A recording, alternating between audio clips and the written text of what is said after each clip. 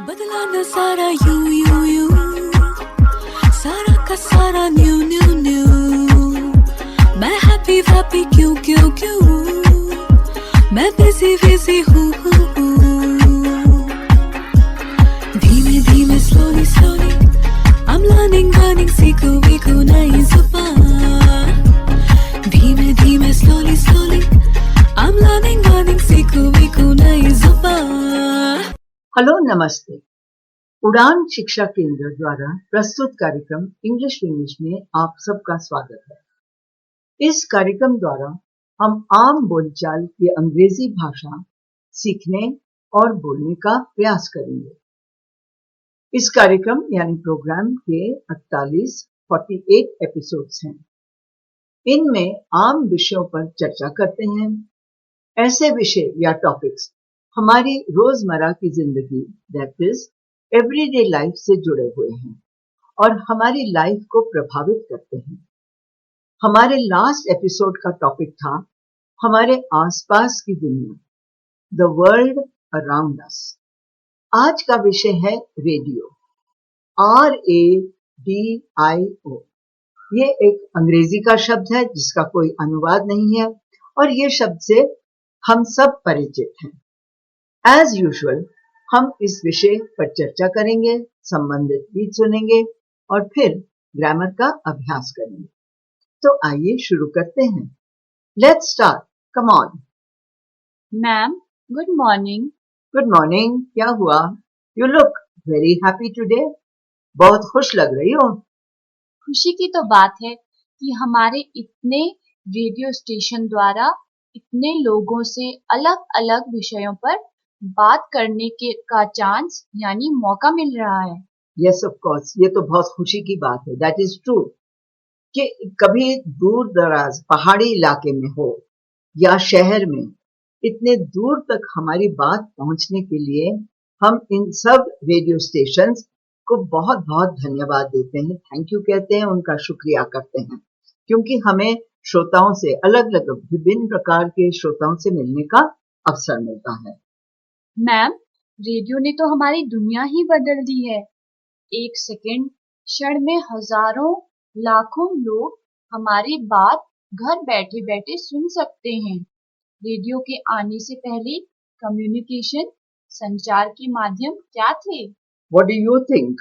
है ये एक सूचनाकार, हाँ, ये बड़ा मजेदार है और शायद फिल्मों में भी आजकल देखने को सीन मिलता है कि गले में ढोलक लटकाए हुए गांव गांव घूमकर सुनो सुनो सुनो पुकार कर सूचना देता था। पर अब कम्युनिकेशन का सबसे बड़ा माध्यम रेडियो है।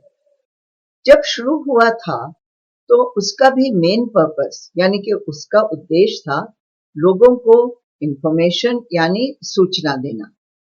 पर अब रेडियो का इस्तेमाल एजुकेशन, शिक्षा के क्षेत्र में भी बहुत हो रहा है।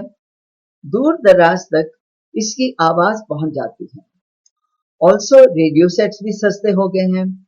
एक छोटी सी बैटरी लाओ और प्रोग्राम शुरू कर लो और उसको सुन सकते हो। अब तो दिन भर हमको रेडियो पर बहुत कुछ सुनने को मिलता है। तरह तरह का संगीत, बच्चों और महिलाओं के लिए प्रोग्राम्स और हमारे श्रोताओं को इस तरह अंग्रेजी सीखने का प्रोग्राम भी। मैम, हमारे देश में रेडियो की शुरुआत कब और कैसे हुई? अच्छा, good question, I am glad you asked me.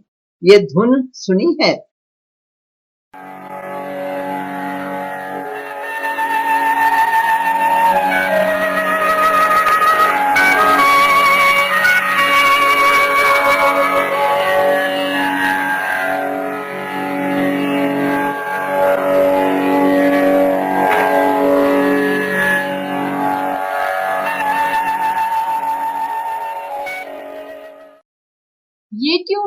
ये धुन तो बहुत जानी पहचानी सी लग रही है। अच्छा, अगर हम थोड़ा सा अपने श्रोताओं को रेडियो का इतिहास बताएं तो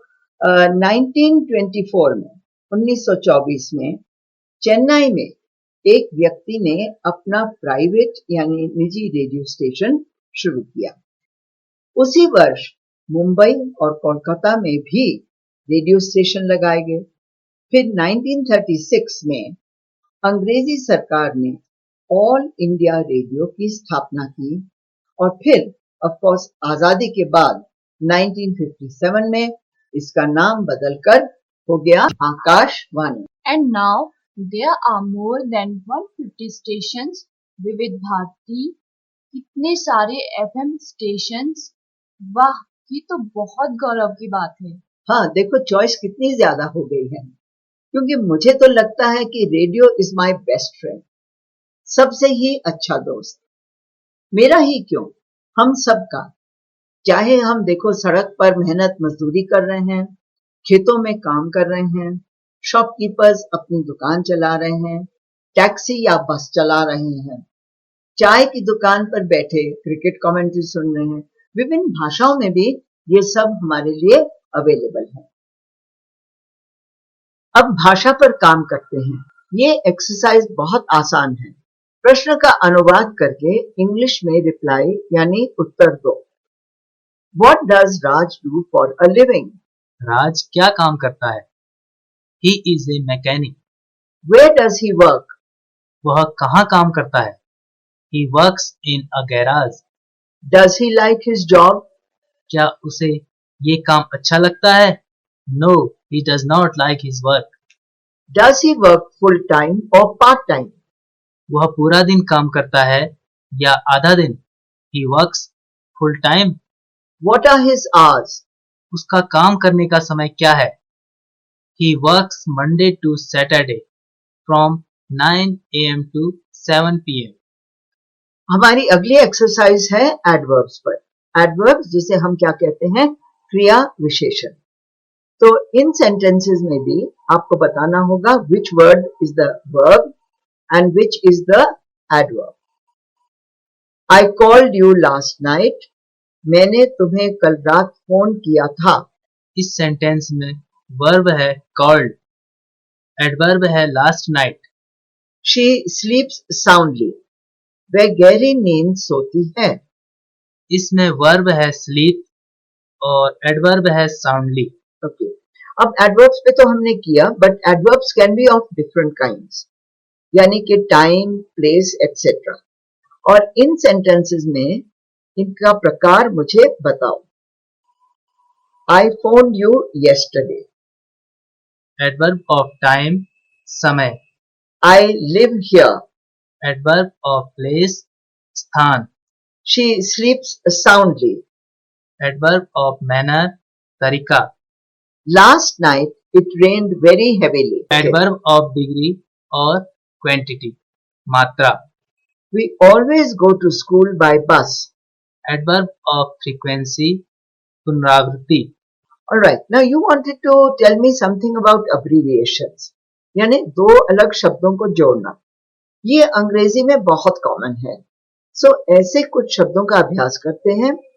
मैं शब्द बोलूंगी, तुम उन्हें अब्रीविएट करके sentences banana.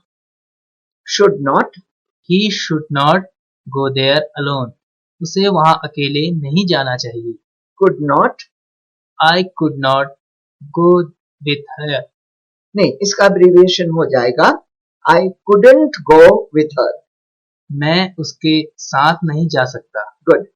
Would not, We wouldn't go with her. वह उसके साथ नहीं जाना चाहता था।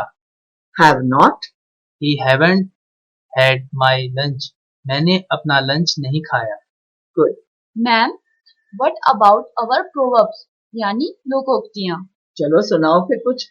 नीम हकीम खतराए जान। ओके, उसको इंग्लिश में कहते हैं a little knowledge is a dangerous thing. भेड़ की खाल में भेड़िया। ओके, और इंग्लिश वर्जन इसका है a wolf in lamb's clothing. Okay, let's move on now. और मैं चाहती हूँ कि हम यू रिमेम्बर हमने मॉडल वर्ब्स यानी कि जो परिवर्तन करते हैं, ऐसे वर्ब, ऐसी क्रियाओं का भी हमने पहले अभ्यास किया था। तो अब कुछ उनमें और शब्द भी लेते हैं। I first want to take the word may and might. हाँ, मैं सेंटेंस बोलूंगी, तो मुझको बताना कि ये किसका संकेत करते हैं। First sentence is he can speak English. Ability, तो आप उसको हिंदी में बताइए. क्षमता, वे अंग्रेजी बोल सकते हैं. Okay, we might go to the market. Possibility, संभावना, हम शायद मार्केट जा सकते हैं. you may borrow my book. Permission होता है. अनुमति, तुम मेरी किताब ले सकते हो. Okay, अब कुछ और वर्ड लेते हैं. Will and would के उदाहरण. Sentences, he will talk for hours. यानी क्षमता, ability. क्षमता, वे घंटों तक बोल सकता है. Will you have some tea? इसका अनुवाद करो. आप चाय पिएंगे. अनुग्रह. Okay. The match will finish by tomorrow. संभावना, मैच कल तक खत्म हो जाएगा. Right. Now I take the word must. अब must में कोई permission या possibility इस तरह चीजें नहीं होती हैं, पर इसका अनुवाद कैसे होता है इसकी भी उदाहरण अपने श्रोताओं को सुनाते हैं. There must be a mistake. जरूर कोई गलती हो गई है. You must be back by 10 o'clock. तुम्हें 10 बजे तक वापस जरूर आना है.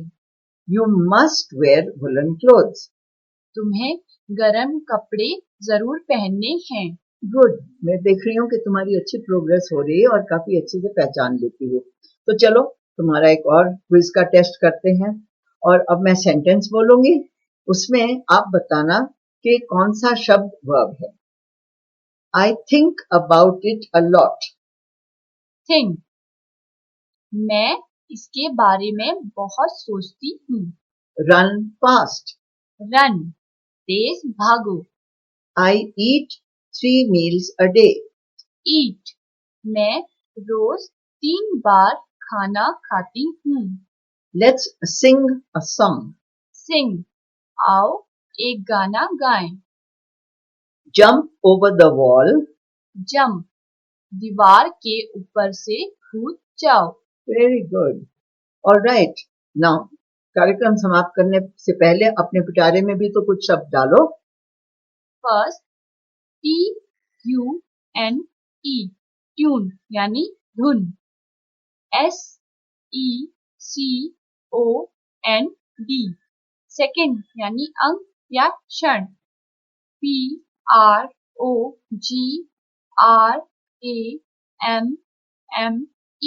प्रोग्राम यानी कार्यक्रम.